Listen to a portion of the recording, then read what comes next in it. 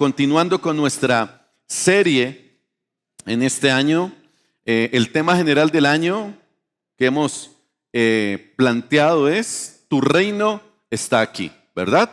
Y nos hemos planteado preguntas, 4 preguntas que estamos respondiendo a través de las series que estamos desarrollando. Tu reino está aquí, y estamos respondiendo la pregunta: ¿quién como Dios? ¿Quién es como nuestro Dios? Así que hoy vamos a ver una historia de cómo Dios interviene en nuestras vidas, una vez más. Interviene para mostrar su gloria, su amor, su misericordia hacia nosotros. Y hoy quiero hablarles de un rescate extraordinario. Vamos a ver la historia de un personaje que todos conocemos muy bien. Es un personaje que seguramente del que se ha hablado y se seguirá hablando por siempre y para siempre. Un personaje muy importante, y es Moisés. Y vamos a hablar de su historia desde ese rescate extraordinario. Todos hemos escuchado esta historia, y los que nacimos en la iglesia cristiana y fuimos en aquel tiempo llamada escuela dominical, ¿verdad? Recordamos la historia y la canción que nos enseñaban, ¿no? Una arquilla en el río flotaba, un hermoso niñito allí lloraba, la princesa lo oyó y del agua lo sacó, y Dios cuida a los niños y te cuida a ti también. ¿Ok? Eso es historia patria. Ya los chicos hoy cantan eso, pero electrónico, ¿no? Ya es como rapeado y no sé qué. Ya es otra forma, el mensaje es el mismo, solo que es diferente. Muy bien, así que esa historia yo la vi en franelógrafo. ¿Se acuerdan del franelógrafo? Entonces sí están viejos. Si se acuerdan del franelógrafo, están viejos. Básicamente es una tablilla recubierta con una tela, y la maestra, como no teníamos tecnología, entonces tenía las figuritas, la silueta de las figuras, y las iban poniendo sobre el franelógrafo, una repisa con una tela, y la figurita de papel cortadita se iba adheriendo. Adhiriendo se dice, adhiriendo, como se diga, se iba pegando a la telita mientras iba contando la historia. Entonces, si estamos hablando de Moisés, entonces salía la imagen del río Nilo y luego la canastita y la iba pegando, y usted se iba metiendo en la historia de una manera excepcional. Eso nos marcó la vida, y así aprendimos la palabra del Señor. Dios bendiga a esas profesoras que nos enseñaron la palabra de Dios con muy pocos recursos. Aprendimos y crecimos. Yo una vez me encontré mientras predicaba en una iglesia, me invitaron y yo terminé de predicar y la maestra vino. Esto era un testimonio para más adelante, pero lo voy a adelantar. La maestra vino y me abrazó y lloraba y lloraba y lloraba. Yo no sabía quién era, ¿no? Yo dije, uy, ¿el espíritu la tocó o la predicación estuvo muy mala y le dio pesar? Pero ella lloraba y lloraba y me dijo, ¿tú no te acuerdas de mí? Y yo, por supuesto que no. Mira, yo fui tu profesora en párvulos. Yo te enseñé la palabra de Dios en la iglesia que mi papá pastoreaba en San Blas en los años 80, año 81, 82. Y ella me dice, me emociona verte predicando la palabra de Dios. Sí, que lindo, y esto tiene que ver con la prédica, y más adelante voy a hablar de ese punto. Éxodo 2, 1 al 10. En esos días, un hombre y una mujer de la tribu de Leví se casaron. La mujer quedó embarazada y dio a luz un hijo. Al ver que era un niño excepcional, lo escondió durante 3 meses. Cuando ya no pudo ocultarlo más, tomó una canasta de juncos de papiro y la recubrió con brea y resina para hacerla resistente al agua. Después puso al niño en la canasta, y la acomodó entre los juncos, a la orilla del río Nilo. La hermana del bebé se mantuvo a cierta distancia para ver qué le pasaría al niño. Al poco tiempo, la hija del faraón bajó a bañarse en el río, y sus sirvientas se paseaban por la orilla. Esa palabra no me gusta mucho. Cuando la princesa vio la canasta entre los juncos, mandó a su criada que se la trajera. Al abrir la canasta, la princesa vio al bebé. El niño lloraba y ella sintió lástima por él. Seguramente es un niño hebreo, dijo. Entonces la hermana del bebé se acercó a la princesa. ¿Quiere que vaya a buscar a una mujer para que le amamante al bebé? Le preguntó. Sí, consigue a una, contestó la princesa. Entonces la muchacha fue y llamó a la madre del bebé. Toma a este niño y dale el pecho por mí, le dijo la princesa a la madre del niño. Te pagaré por tu ayuda.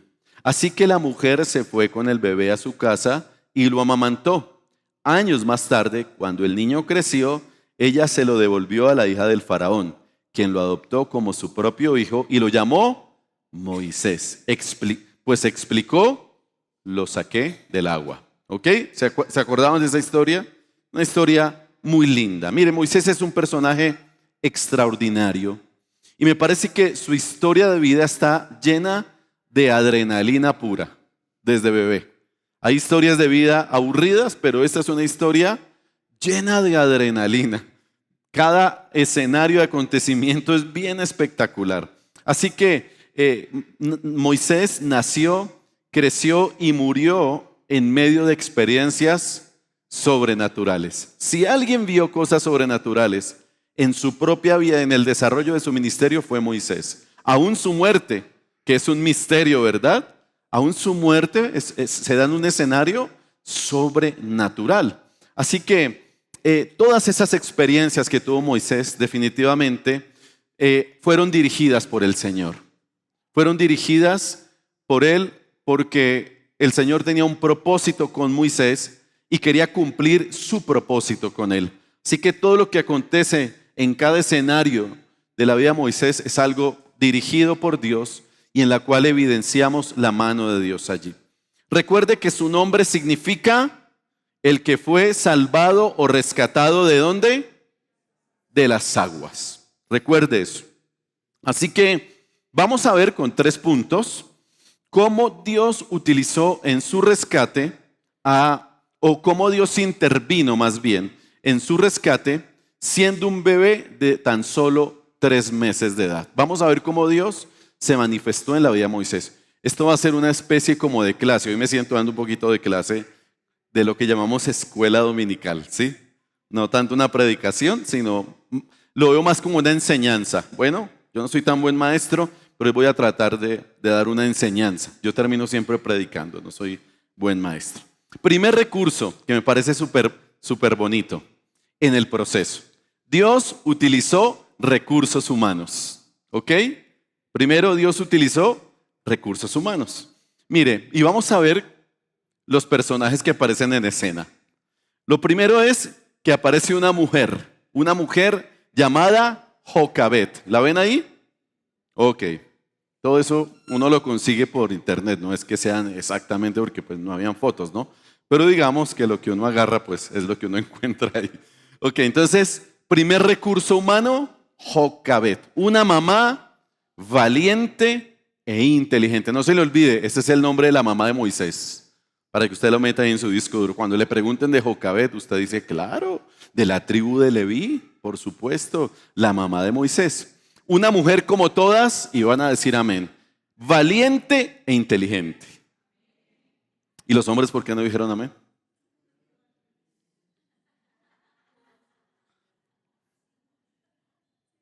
O sea, si no, se quedaron como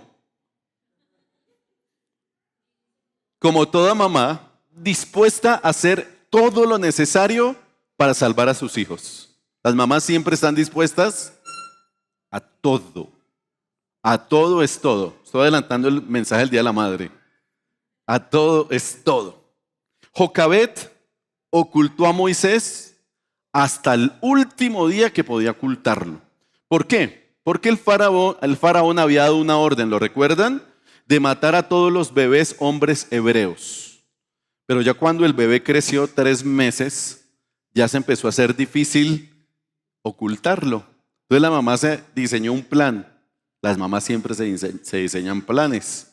Se les prende el bombillo. Y a veces uno dice, pero ¿cómo se le ocurre? O sea, uno piensa en Jocabet. Yo creo que yo hubiera estado al lado. Pero ¿cómo se le ocurre a usted ese plan de hacer una canasta de juncos y de inventarse todo lo que se inventó? El chino se va a ahogar allá. O sea, uno piensa, pero esta es una mujer que muestra valentía creatividad y fe. ¿Sí o no? 3 elementos claves. ¿Qué recurso más lindo el Señor le dio a Moisés? Una mamá de verdad valiente, creativa y llena de fe. Para hacer lo que hizo, se nota que estaba guiada por Dios. Se nota que no estaba en sus fuerzas, ni en su carne, ni en sus emociones. Era la fe, claro, estaba todo conjugado, sus emociones, todo tenía que ver, no se las puede quitar. Pero me refiero a que esa determinación fue guiada por Dios. Valentía por ocultar a su hijo de una amenaza de muerte. Creatividad al utilizar una canasta de juncos y luego reforzarla con brea y resina. Y fe porque estaba segura de que su hijo estaba en las manos de Dios. Jocabet, primer recurso humano para que reconozcamos en el proceso de rescate de Moisés. Pero hay una segunda persona y es la hija del faraón, ¿cierto? Otra persona que Dios usa y quizá la que menos pensamos que fuera a usarse. Si no conociéramos la historia, no nos imaginamos que Dios fuera a proveer otra persona. ¿Por qué? Porque la hija de Faraón dice la palabra que tuvo misericordia, aunque dice que tuvo lástima, prefiero la palabra misericordia, ¿cierto? Tuvo misericordia del bebé, aún sospechando que era un niño hebreo. ¿Recuerda lo que dijo? Ese niño es como hebreo. Y ya el rey o el faraón había dado la orden. ¿La mano de Dios estaba o no? Tuvo misericordia. Entonces el segundo personaje es la hija del faraón, la princesa, aparece en escena. Y hay una tercera persona, que es Miriam. Miriam es la hermana del bebé. ¿Sabían eso? Ahí se las presento. Bueno, no se ve muy bien, pero ahí está en la mitad. Miriam es la hermana. ¿Recuerda que salió en escena una niña que se acercó a la princesa? Pues era la hermana de Moisés. Se cree que para ese momento era una niña adolescente, con una capacidad, o preadolescente, con una iniciativa, un entendimiento de lo que estaba sucediendo. Así que Miriam, la hermana del bebé, vio que la hija del faraón había descubierto a Moisés y por eso toma la iniciativa de acercarse rapidito donde ella. ¿Y saben lo que hace? Vea la estrategia. Le dice, vea, muy inteligente esa china, muy pilosa.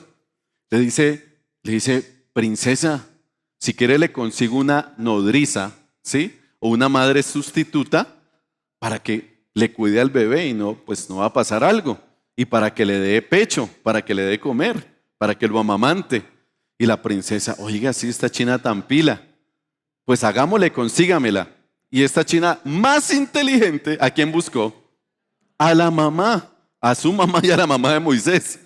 Y van, entonces va y la presenta ante la princesa y la princesa le entrega a Moisés y le dice, cuídamelo y además te voy a pagar para que me lo cuides. ¿Se ha visto toda esa historia, cada detalle? Mire todos los detalles. Por eso, ¿quién como Dios para intervenir cuando Él nos quiere rescatar hace todo lo que sea necesario y utiliza a todos los recursos humanos? ¿A qué nos lleva a reflexionar este primer escenario? Es que Dios siempre pone personas en nuestro camino que se convierten en fuente de bendición para nuestras vidas. Sin duda alguna, los primeros, al igual que Moisés, que bendijeron nuestras vidas son nuestros padres. Amén. Papá y mamá. ¿Le dan gracias a Dios por sus papás? ¿Por su mamá y por mamá y papá? Por supuesto. Mire, ninguno de nosotros tuvimos la oportunidad o la capacidad de escoger nuestra familia. ¿O alguien pudo escogerla? Nadie. Usted nació en donde le tocó nacer. Y esa fue una determinación divina, una determinación de Dios, porque eso es parte de su soberanía. Hoy, si yo les preguntara a algunos o a todos, algunos dirían, gracias Dios por la familia que me asignaste, ¿cierto? Pero quizá otros, seamos honestos, hubieran anhelado haber nacido en otra familia, porque quizá la vida no les dio tan suavecito, sino que les tocó muy duro. Otros agradecen las experiencias difíciles, porque de las experiencias duras y difíciles nos formamos y aprendemos. No estoy diciendo que está bien y que está mal, solo estoy diciendo que todos tenemos una historia de vida, cada uno la tenemos y cada uno determina en algún momento desarrollar la gratitud o la inconformidad, pero es una determinación personal, ¿ok? Lo que sí quiero decirle es que Dios te asignó ese hogar y no podemos cambiar la historia. Esos son tus papás y punto. Y esos son tus hermanos. ¿Cuántos dan gracias a Dios por sus hermanos? Qué bueno, los vi bien emocionados ahí. ¿Cuántos hijos únicos hay aquí? Por ahí hay unos cuantos. Dios les dio otros hermanos, ahí los tienen al lado. ¿Verdad? O les dio primos. También interesante eso. Así que la noticia es que tú y yo no podemos hacer nada para cambiar esa realidad. La familia que el Señor nos dio, con muchos errores, con muchos aciertos, con muchas o pocas comodidades, con sus más y con sus menos, esa es nuestra familia. Debemos empezar entonces a ver a nuestros padres como los instrumentos que Dios usó para darnos vida. Y eso nos sana también, porque ninguna relación es perfecta, pero al empezar a ver a nuestros padres como los instrumentos imperfectos que Dios usó para darnos vida, eso también va a sanar nuestro corazón y va a desarrollar un sentido de agradecimiento.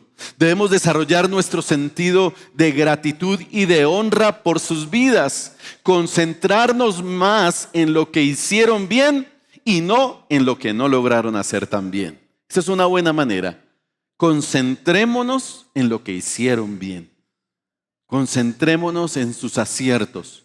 Eso nos ayuda a sanar el corazón, porque no todo es perfecto. Entonces dejamos los desaciertos a un lado o los procesamos, los gestionamos y de esa manera vamos a desarrollar un sentido de gratitud y de honra, porque los primeros recursos humanos que Dios usó fueron nuestros padres. Pero Dios ha puesto personas que nos han influenciado durante toda la vida, como la hija del faraón. Dios ha puesto hijas del faraón a nuestro alrededor, que representa esa familia extendida, como los maestros, los amigos, los pastores, los líderes y personas que a nuestro alrededor nos hemos encontrado en el camino y que han sido de bendición y han sido determinantes para nuestra vida.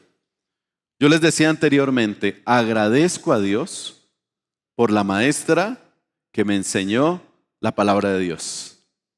Pero agradezco a Dios por la profesora que me enseñó lenguaje, gramática, porque amo la gramática, las tildes, las comas, las pausas, las drújulas, la sobresdrújula, el pasado, el presente, el pluscuamperfecto. Y ella me enseñó a llenar cuadernos ferrocarriles con buena letra. Y ella decía, buena letra y buena ortografía. Y yo le agradezco eso a ella. Para mí se me despertó un amor por la comunicación, por escribir bien, por todo ese tipo de detalles. Agradezco a los de matemáticas que hicieron todo su esfuerzo, pero que nunca lograron nada. El pobre profesor de cálculo en grado 11 me dijo, le voy a poner 6,2. En ese tiempo era de 1 a 10. Y me dijo, le voy a poner 6,2 porque no quiero volverlo a ver en la vida. Porque si usted se queda en este colegio va a repetir y me va a tocar a mí aguantarme el otro año más. Y yo dije, Señor, gracias. Esos son los faraones o las hijas del faraón que Dios pone a nuestro lado. para bendecirnos, para sacarnos de apretones. Gracias a Dios por esas personas que ha puesto en nuestro camino. Recuerde, yo honro a los maestros. Yo siempre de verdad resalto la labor de los maestros. Me parece una labor durísima, esforzada, valerosa, vocacionada. No hay manera de ser maestro si no hay vocación. Gracias a Dios por ellos. Sandrita, tú representas aquí a docentes. Seguramente hay más. Pero mis respetos y admiración por ese esfuerzo. ¿Cómo nos influenciaron? A mí me influenció hasta el de cálculo el profesor Benjamín. Me acuerdo el nombre de él y todo. Qué bendición cuando Dios pone personas a nuestro lado. Recuerde la persona que le compartió el evangelio. ¿Alguien le compartió el evangelio? Gracias a Dios por ellos. Gracias a Dios porque alguien un día se acercó y le compartió la palabra del Señor. Esas son las personas que Dios pone en el camino. Gracias a Dios por cada persona del vecindario, por esos amigos que hemos hecho en el camino también, ¿verdad? Por la iglesia. La iglesia se convierte en un lugar seguro, maravilloso, donde podemos estar, crecer y nutrirnos. Lucas 17, 15 al 17. Dice, uno de ellos al verse sano, regresó gritando, gracias Dios mío, muchas gracias. Cuando llegó ante Jesús, se arrodilló hasta tocar el suelo con su frente y le dio, ¿qué? Las gracias. Este hombre era de la región de Samaria. Al ver esto, Jesús preguntó a sus discípulos, fíjense, ¿no eran 10 los que quedaron sanos? ¿Por qué solo este extranjero volvió para dar las gracias a Dios? ¿Qué quiere decir esto? Que hay una característica en el ser humano y que a veces nos puede más la ingratitud que la gratitud. Somos más desagradecidos que agradecidos. Porque posiblemente podemos hacer el bien o nos hacen el bien, pero por un error que tenga esa persona, olvidamos todo lo que nos brindó. Yo le digo a los hijos, a veces como hijos somos muy duros con los papás. Y perdonamos más fácil a los amigos, a los compinches que a los papás. Y somos muy drásticos. No, mis papás me fallaron. Perdónelos. Han hecho todo por usted. Pero al compinche que conoció hace 2 años, hace todo lo necesario. Por eso es importante que desarrollemos la gratitud. Jesús sanó ¿a cuántos? 10. Y regresó 1. El 10%. Increíble eso, porque esa es la naturaleza. Yo creo que esto nos enseña a mirar hacia atrás. Hoy, en la edad que estemos, yo tengo 48 años, yo no sé cuánto les da pena decir qué edad tienen, a mí jamás. Yo envejezco con dignidad. Tengo buenos y bendecidos 48 años. Y miro para atrás y digo, Señor, gracias por mis padres, mis abuelos, mis amigos, por la iglesia, por mi familia, por mis suegros. ¿Cuánto le dan gracias a Dios por sus suegros? No, ese amén estuvo paila. Aquí están mis suegros. Gracias a Dios por nuestra familia extendida, por todos los que han sumado para que hoy estemos aquí. ¿Por qué, iglesia? Tú y yo no nos hacemos solos en la vida. Necesitamos de otras personas para nuestra formación. Necesitamos de otras personas para nuestro crecimiento. Necesitamos de otras personas para que nos muestren a Jesús, para que nos den consejos, para que nos orienten. Usted y yo no las sabemos todas. Siempre un buen consejo nos va a caer bien. Una buena orientación nos va a caer bien.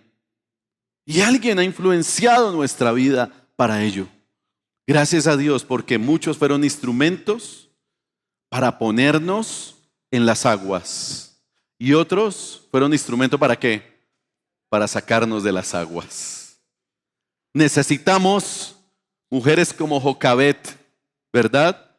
Que tienen fe en el Señor y ponen sus sueños sus anhelos, sus hijos sobre las aguas, confiando en Dios. Y Dios también provee princesas y hermanas como Miriam para rescatarnos de las aguas. ¿Se han dado cuenta que solo aparecen mujeres en esta historia? ¿Se dieron cuenta? ¿Por qué? Eso no es casualidad. Eso no es casualidad. Para aquellos que dicen que la Biblia es un libro machista, no lo conocen. Hay un contexto machista en el que se desarrolla esto. Pero Dios, que es intencional,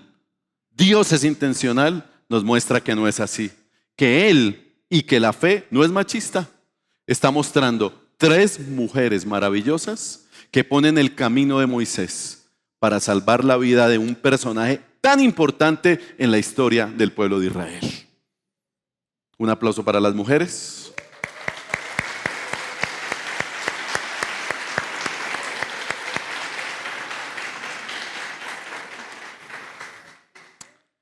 ¿Sigo hablando de las mujeres? Yo puedo decirles maravillas. Los hombres tienen en su mente algo que dice feminista, feminista, feminista. Soy pro mujer, no lo puedo negar, porque me dio a luz una mujer, porque tengo una sola hermana mujer, porque tengo una esposa mujer, una hija mujer, sobrinas mujeres. ¿Solo sobrinas mujeres? Ya me regaló un sobrino político hombre. Pero abundan las mujeres. Quiero decir con esto que es importante darle el valor a las personas que nos han bendecido, que nos han cuidado. Por ejemplo, en ausencia de mi mamá, hay mujeres que se acercan. Mi suegra cumple un rol importante en mi vida. Mi hermana cumple un rol importante en mi vida. Y muchas mujeres en la iglesia que abrazan, que se acercan, es el abrazo de Dios a través de personas maravillosas.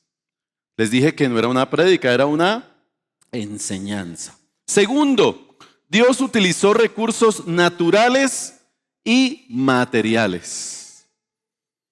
¿Qué utilizó?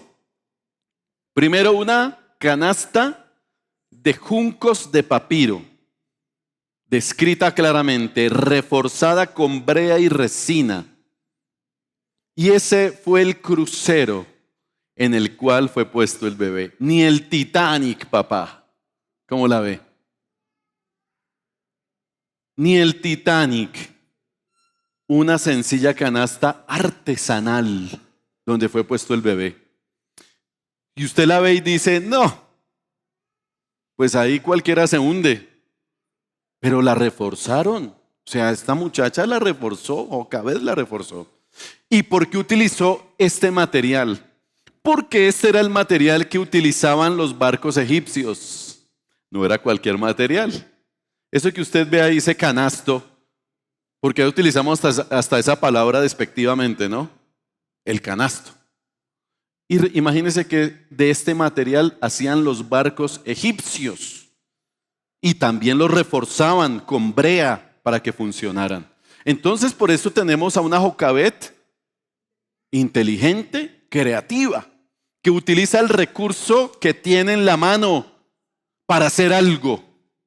Y algo muy importante. Pero el segundo recurso que el Señor le da a Jocabed es el río Nilo. Aunque era un río tranquilo, como cualquier río, era traicionero, ¿cierto? Porque dicen que esos ríos tranquilos en cualquier momento se viene pues con toda. Pero ese fue otro recurso que Dios le dio a Jocabed para salvar a su bebé.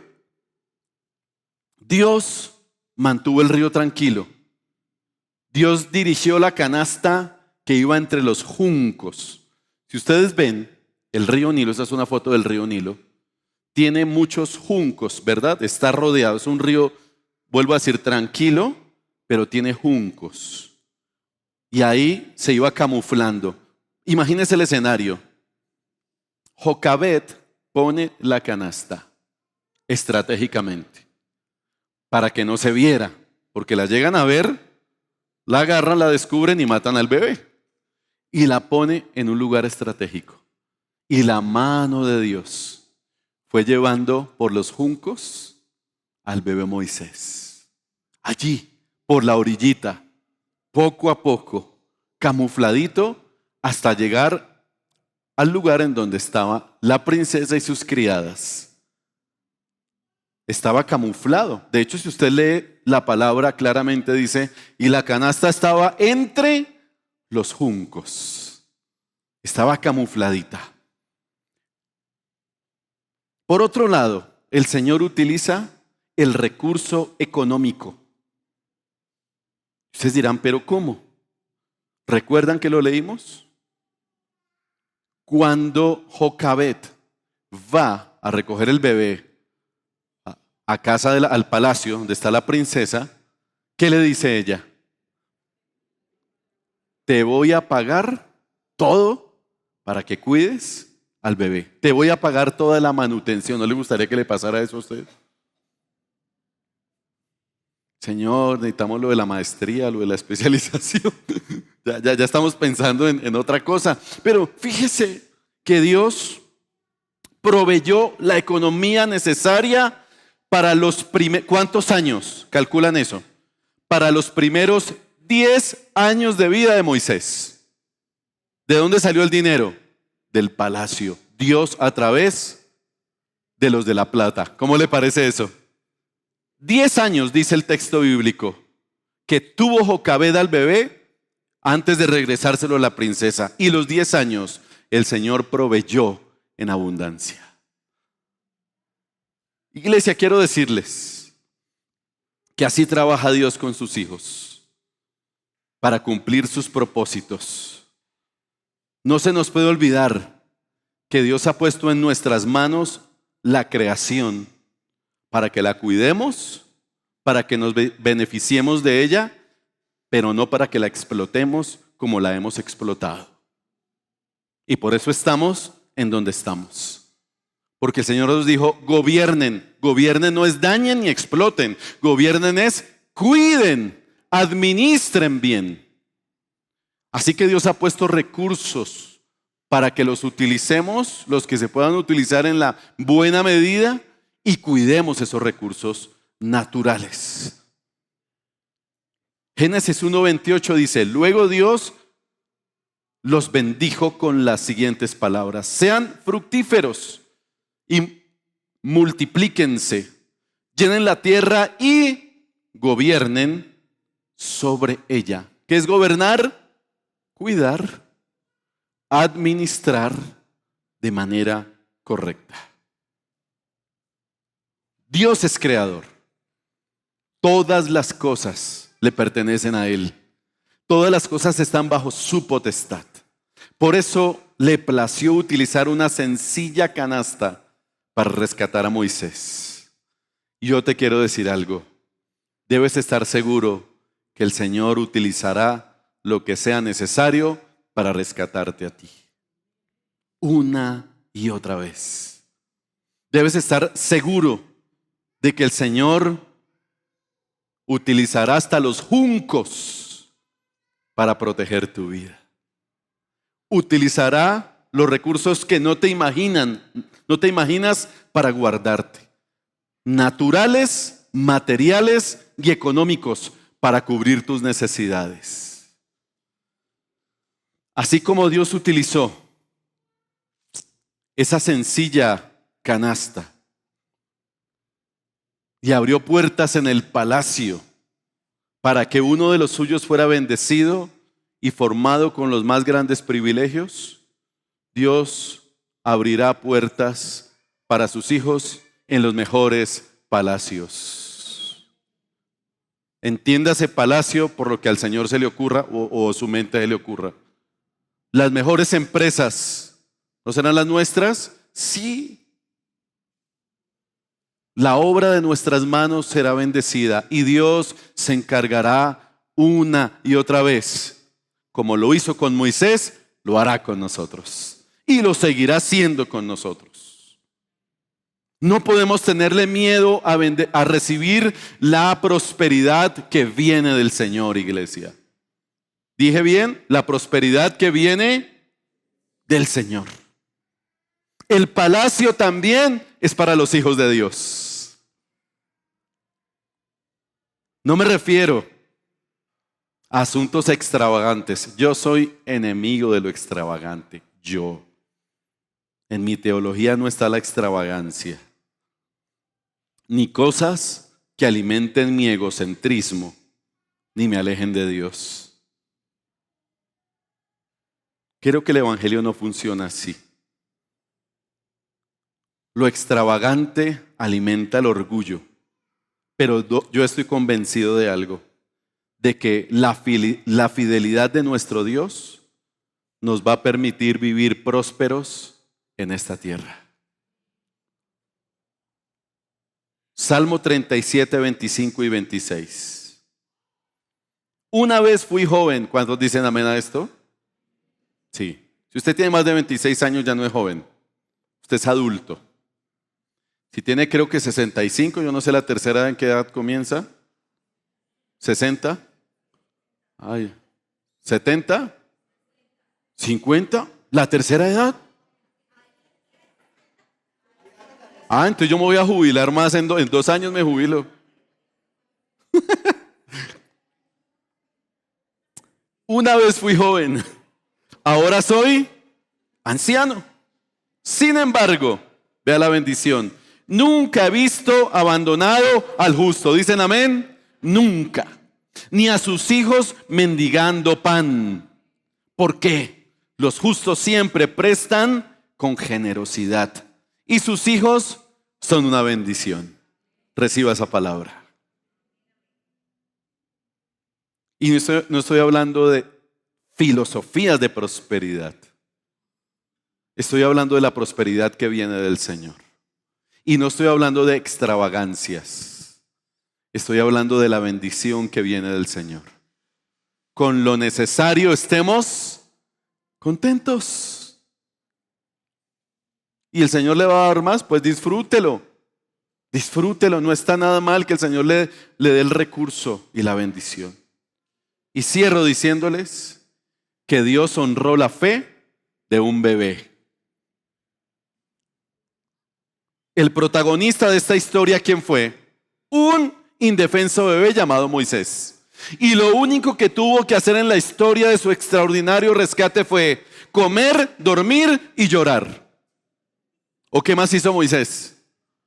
Yo veo en la historia que hizo esas 3 cosas. Lo que hace un bebé: comer, dormir y llorar. Eso lo hizo Moisés. Un bebé de 3 meses, por desarrollado que tenga su coeficiente intelectual, no está en capacidad de decidir por sí mismo. Todavía no está en capacidad. Es absolutamente dependiente de sus padres. Y lo único que hace un bebé, ¿qué es? Confiar en lo que decidan sus padres hacer con él, ¿o no? Un bebé, eso es fe. Eso es una fe. Lo que ellos quieran hacer. Si me quieren dar comida, si me quieren arrullar, si me quieren arropar, si no me quieren. Pero el bebé es absolutamente dependiente. Así debe funcionar nuestra confianza en el Señor, como la de un bebé. Dejarnos llevar por Él. Hacer lo que nos corresponde a nosotros. No resistirnos al proceso, sino aprender a dejarnos guiar por su dirección. Yo me imagino a Moisés sacando la cabeza por la canasta y diciendo: no, por aquí no es. No, yo me bajo de acá porque no. Prefiero nadar. Porque así somos nosotros, ¿cierto? Tercos y obstinados. Pero la fe de un bebé funciona diferente. El bebé fue depositado en la canasta, arropadito, aseguradito, y él se dejó llevar por la mano de Dios. Se dejó guiar por el Señor. Los caminos del Señor son seguros. Aunque en ocasiones veamos juncos, solo juncos a nuestro alrededor. Quizá hoy asomas la cabeza por la canasta y dices: Señor, pero solo veo juncos. Señor, solo veo maleza. Solo veo agua peligrosa. Es posible que hoy estés rodeado de juncos y que estés en medio de la nada. Pero por extraño que parezca, el Señor te está cuidando, como estaba cuidando al bebé Moisés. Por extraño que parezca y estés en medio de la soledad, de la oscuridad, a tu alrededor hay un Dios que no se ha olvidado de ti y que te va a rescatar a ti. Pero ojo, que la historia no termina allá. Después de que pasan los años, Moisés se convierte en el instrumento que Dios usó para rescatar a todo un pueblo. Quien es rescatado se convierte en una persona idónea para rescatar a otros. La fe como la de un bebé. ¿Quién como nuestro Dios para rescatarnos de las aguas, que por momentos nos produce temor e incertidumbre? Isaías 43:2 es la promesa para nosotros en esta mañana. Cuando pases por las aguas profundas, ¿qué pasará? Eso te dice el Señor hoy. Y cuando pases por ríos de dificultad, no te ahogarás. Recibe esa palabra en el nombre del Señor. El Señor ha hecho todo para rescatarte, pero te seguirá rescatando cuando vengan las aguas turbulentas. Cuando vengan los mares embravecidos, te vas a acordar que tu vida está en las manos de Dios.